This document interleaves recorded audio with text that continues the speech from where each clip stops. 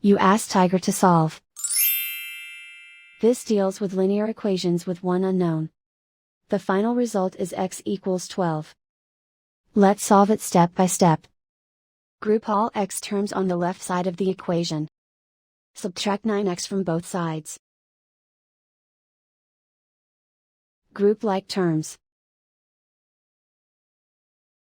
Simplify the arithmetic.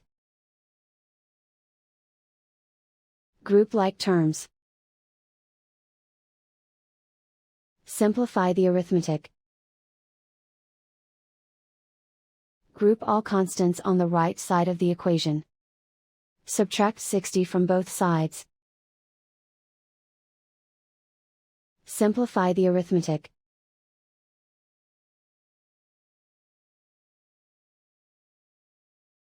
Isolate the x. Divide both sides by -7. Cancel out the negatives. Simplify the fraction. Cancel out the negatives. Find the greatest common factor of the numerator and denominator. Factor out and cancel the greatest common factor. And so the final result is x equals 12.